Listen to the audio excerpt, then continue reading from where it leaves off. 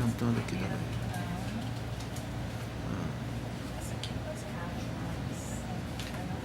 E a outra também. E a outra mil. Então, Eu não tenho nenhuma, não. Não.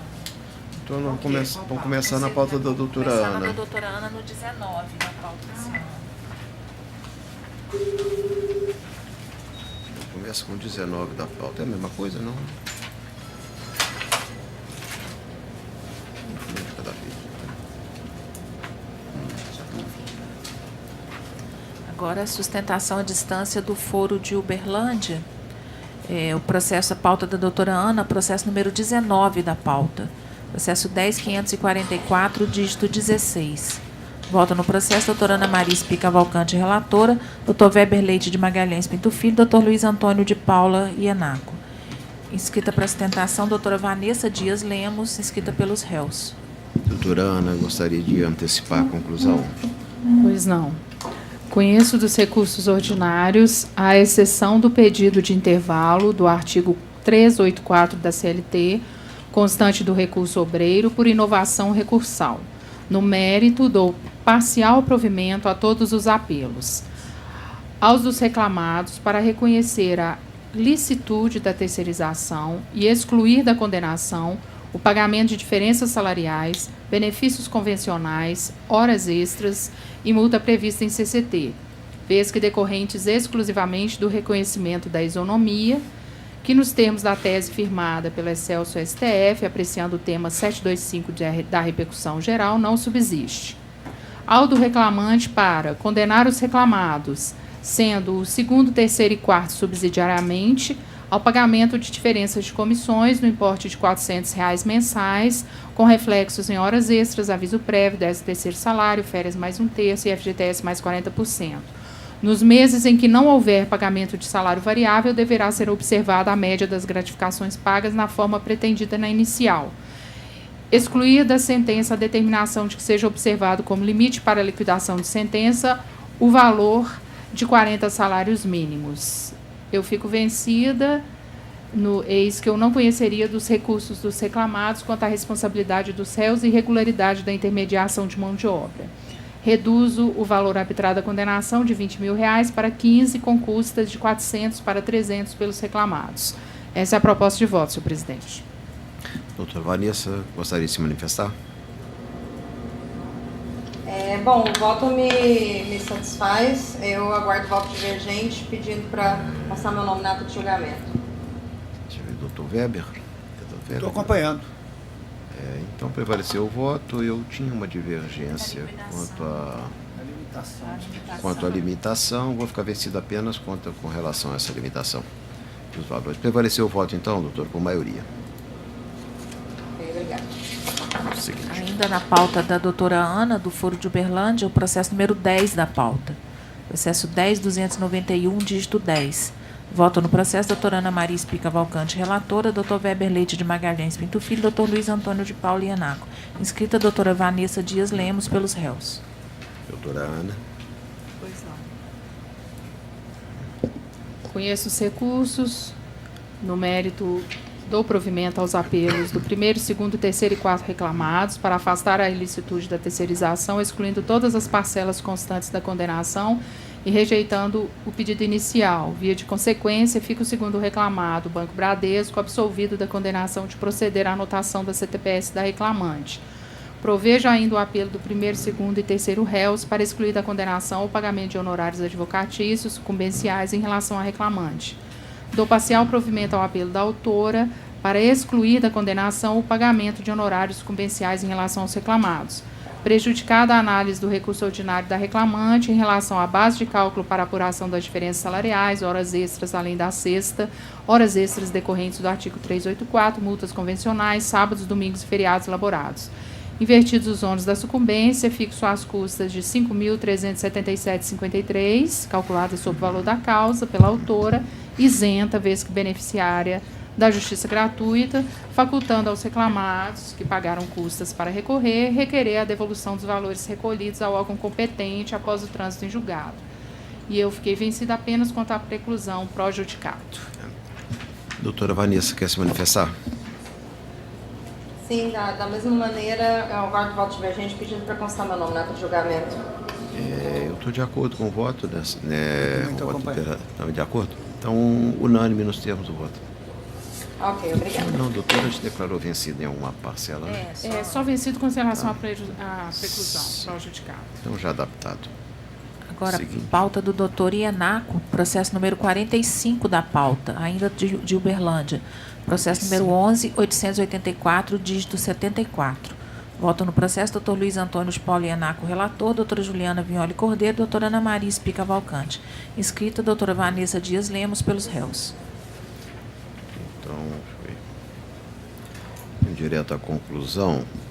Estou conhecendo dos recursos interpostos pelos réus, à exceção das insurgências relativas à ilicitude da terceirização e impossibilidade de tratamento isonômico com o Bradesco, diante da coisa julgada decorrente do acórdão. No mérito, nego provimento ao apelo da quarta ré, do parcial provimento ao recurso do Banco Bradesco, para determinar que na apuração das horas extras sejam observados entendimentos contidos nas súmulas 264 e 340 do TST, bem como na J397 da SBDI 1, também do TST.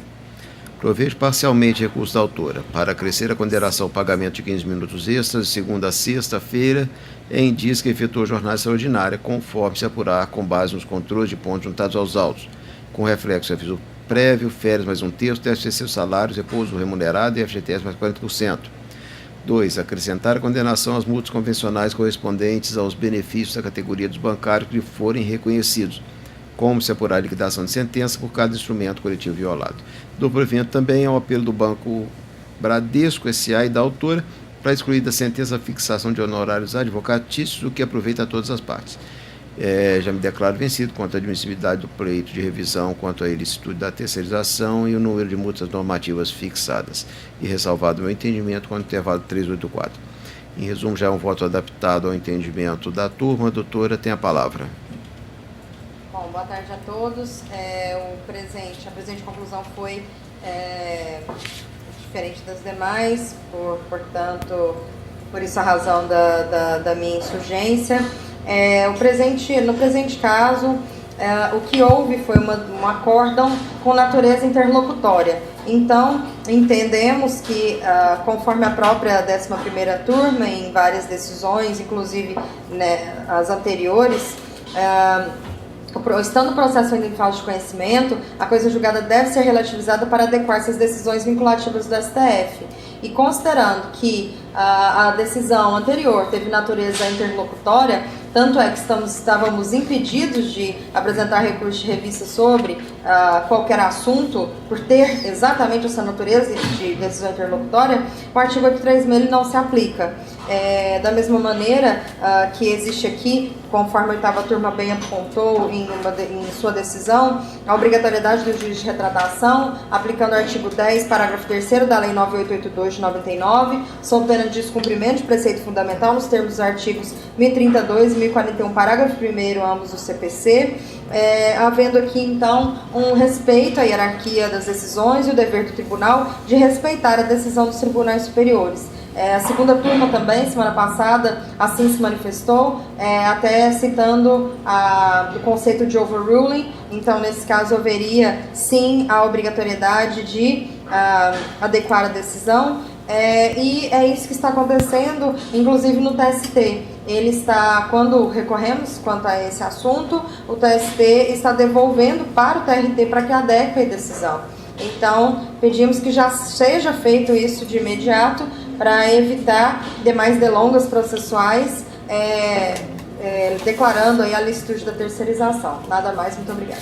De fato, o meu entendimento também é esse com relação a essas declarações de ilicitude.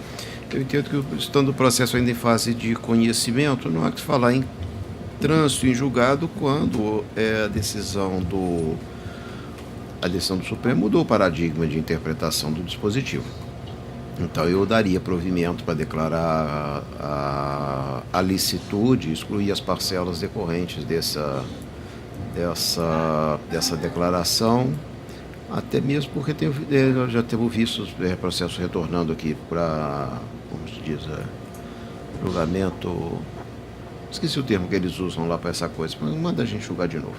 Mas, já fiz o voto adaptado ao entendimento da turma nessa composição específica, né? Então, estou mantendo o voto por esse fundamento, já me declarando vencido. Doutora Juliana. De fato, esse é o meu entendimento. Eu compreendo, o Tribunal Superior pode sim reformar uma decisão proferida pelos regionais, no caso do TST, ou muitas vezes até o Supremo, em algumas situações, tem feito isso, mas eu compreendo que nós temos uma vedação legal, sim, pelo 836, de rever, o mesmo órgão rever uma decisão. Se não fosse assim, uma decisão de um Supremo, como aconteceu agora, a decisão do Supremo Tribunal Federal, se pudéssemos todos, ou devêssemos todos rever, eu imagino que seria a jurisdição, todos os juízes de primeira e segunda instância, tendo que voltar atrás nas decisões que foram dadas antes do pronunciamento do Supremo sobre a matéria. Não só os regionais, como a primeira instância toda teria que rever as decisões já proferidas. Então, a partir dali, uma vez proferidas, nós temos acatado o posicionamento do Supremo, alguns vencem com ressalva de entendimento, outros não, mas, obviamente, acatado o entendimento dele respeita a matéria. Agora, rever o mesmo órgão jurisdicional, rever uma decisão, um tema que já foi por ele apreciado, eu entendo que há uma vedação legal e eu estou mantendo a divergência nesse sentido. Doutora Ana. Eu acompanho o resultado já adaptado. Sim, então, prevaleceu por maioria, doutora, nos Ok. termos anunciados. Muito obrigada, boa tarde, bom trabalho. Boa tarde. Então, terminamos ou tem mais algum? Tá bom? Olha, o computador vai desligar.